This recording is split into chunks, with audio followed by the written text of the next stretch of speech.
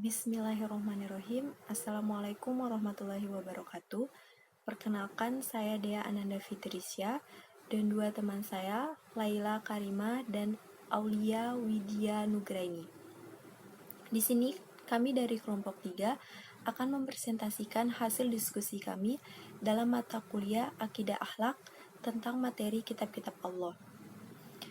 Dalam materi kitab-kitab Allah, ini ada 5 pembahasan, yaitu yang pertama, pengertian kitab-kitab Allah, yang kedua, kitab-kitab Allah sebagai wahyu, yang ketiga, kitab-kitab Allah sebelum Al-Quran, yang keempat, Al-Quran kitab Allah yang terakhir, dan yang kelima, perbedaan iman kepada Al-Quran dengan iman kepada kitab suci lainnya.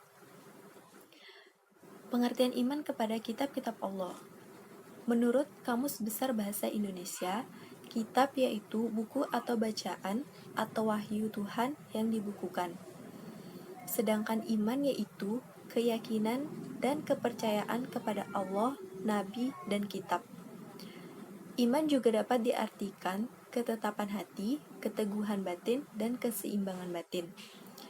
Yang dimaksud iman kepada kitab-kitab Allah adalah meyakini dengan sepenuh hati bahwa Allah Subhanahu wa Ta'ala telah menurunkan kitabnya kepada rasul-rasulnya untuk disampaikan kepada umatnya sebagai pedoman hidup atau petunjuk bagi umat manusia supaya dapat meraih kebahagiaan di dunia dan di akhirat. Beriman kepada kitab-kitab Allah Subhanahu wa Ta'ala hukumnya wajib. Wajib beriman kepada kitab-kitab Allah yang pernah diturunkan kepada para rasulnya. Maka jika kita melakukan pengingkaran terhadap salah satu kitab Allah, sama artinya dengan mengingkari kitab-kitab Allah. Mengingkari rasul, para malaikat, dan kepada Allah Subhanahu wa Ta'ala. Orang yang mengaku Islam tetapi mengingkari iman kepada kitab-kitab Allah termasuk murtad atau keluar dari Islam. Sebab itu, kita wajib beriman kepada kitab yang diturunkan Allah.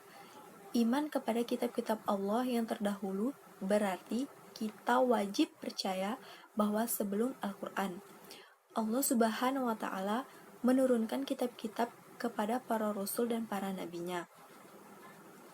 Iman tidak mengharuskan kita untuk mengikuti dan patuh terhadap perundang-undangannya, sebab perundang-undangan kitab suci yang dahulu telah terhapus dan telah digantikan dengan perundang-undangan Al-Quran. Maka Al-Quranlah satu-satunya kitab yang sekarang kita ikuti dan kita imani. Pembahasan selanjutnya akan disampaikan oleh teman saya, Laila Karimah. Dan selanjutnya adalah dalil wahyu. Yang pertama, perintah Allah untuk beriman kepada kitab-kitabnya dan penjelasan Allah tentang kitab-kitab tersebut. Yang kedua, penjelasan Rasulullah tentang kitab-kitab dalam bentuk hadis yang berbunyi, kalian jangan membenarkan ahli kitab dan jangan mendustakan mereka. Namun ucapkanlah, kami beriman kepada apa yang diturunkan kepada kami dan apa yang diturunkan kepada kalian. Tuhan kami dan Tuhan kalian adalah satu, menyempurnakan diri kepadanya. Hadis riwayat Bukhari. Selanjutnya adalah kelebihan Al-Quran di atas kitab-kitab sebelumnya. Yang pertama, dari segi turunnya.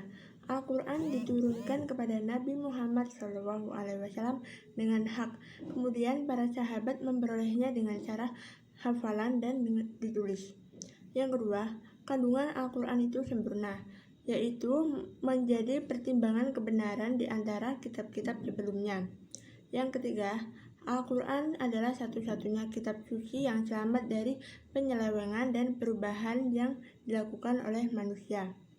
Yang keempat adalah bahasa yang digunakan dalam Al-Quran sangat indah dan tidak akan ada yang bisa menyamainya.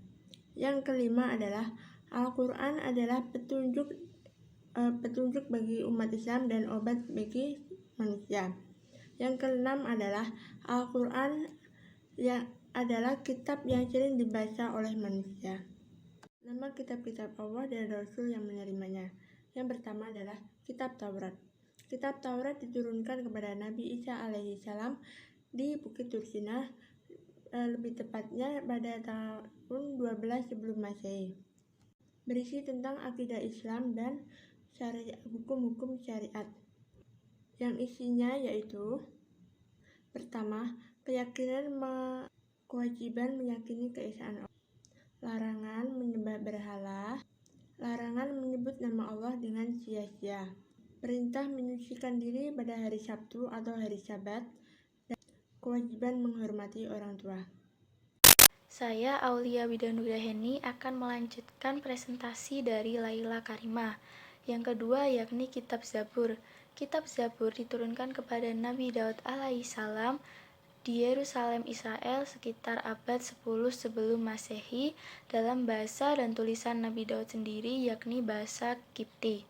Pokok ajaran kitab Zabur berisi tentang zikir, nasihat, dan hikmah yang tidak memuat hukum-hukum syariat.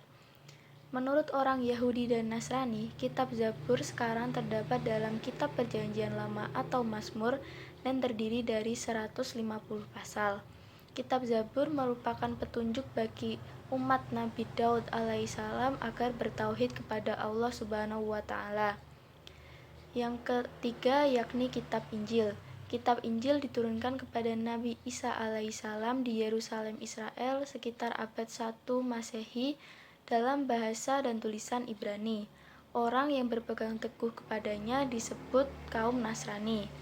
Pokok ajaran kitab Injil sama dengan kitab-kitab yang sebelumnya, namun sebagian menghapus yang terdapat dalam kitab Taurat dan tidak sesuai dengan zaman tersebut, sehingga kitab Injil yang asli tidak diketahui keberadaannya. Yang keempat yakni kitab suci Al-Quran atau kitab Allah yang terakhir.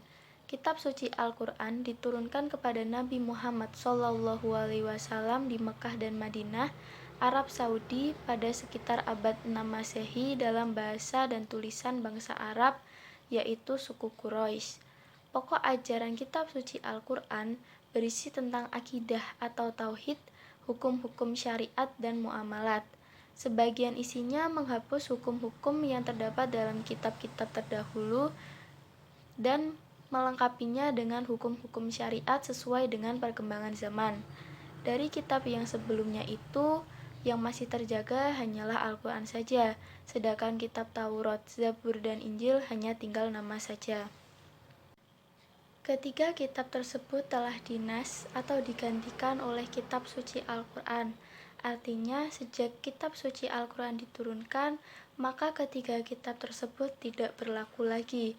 Selain itu, ketiga kitab suci tersebut telah banyak berubah atau diganti sehingga tidak asli dan tidak suci lagi. Sedangkan Al-Quran tetap terjaga kesuciannya sampai hari kiamat nanti, sebab Allah Subhanahu wa Ta'ala sendiri yang menjamin keasliannya. Selanjutnya yaitu fungsi dan hikmah iman kepada kitab-kitab Allah Subhanahu wa Ta'ala. Fungsi iman kepada kitab Allah Subhanahu wa Ta'ala. Yang pertama yakni untuk meningkatkan kualitas hidup pribadi, yang kedua untuk membangun kehidupan bermasyarakat, dan yang ketiga untuk menjamin kerukunan dalam hidup berbangsa dan bernegara. Hikmah iman kepada kitab Allah Subhanahu wa Ta'ala. Yang pertama yakni meningkatkan keimanan kita terhadap Allah Subhanahu wa Ta'ala. Yang kedua, hidup manusia menjadi lebih tertata karena adanya hukum yang bersumber pada kitab suci Al-Quran. Yang ketiga, termotivasi untuk beribadah dan menjalankan kewajiban-kewajiban beragama. Yang keempat, menumbuhkan sikap optimis karena telah dikaruniai pedoman hidup dari Allah Subhanahu wa Ta'ala. Yang kelima, menjaga ketakwaan dengan selalu menjalankan perintah Allah Subhanahu wa Ta'ala. Selanjutnya yaitu perbedaan beriman kepada kitab Al-Quran dan kitab-kitab lainnya. Beriman kepada kitab-kitab sebelum Al-Quran yakni Zabur, Taurat, dan Injil dilaksanakan dengan meyakini sepenuh hati yang terwujud lewat lisan dan perbuatan bahwa isi yang terdapat dalam kitab-kitab tersebut adalah benar kalam Allah Subhanahu wa Ta'ala. Namun, tak lantas menjadikan isi dari ketiga kitab tersebut sebagai petunjuk dan pedoman hidup kita. Sedangkan Al-Quran dilaksanakan dengan meyakini sepenuh hati yang terwujud lewat lisan dan perbuatan bahwa kitab Al-Quran benar kalam Allah Subhanahu wa Ta'ala. Keimanan ini juga harus diikuti dengan keyakinan bahwa Al-Quran adalah penggenap dan penyempurna kitab sebelumnya, yakni Zabur, Taurat, dan Injil, sehingga menjadi pedoman dan petunjuk hidup bagi umat manusia hingga akhir dunia nanti. Demikian presentasi yang dapat kami sampaikan dari kami kelompok 3 kali ini. Bila ada kesalahan ataupun kekurangan dari kelompok kami mohon maaf yang sebesar-besarnya. Terima kasih ya atas perhatian teman-teman semua. Wabillahi taufiq wal hidayah. Wassalamualaikum warahmatullahi wabarakatuh.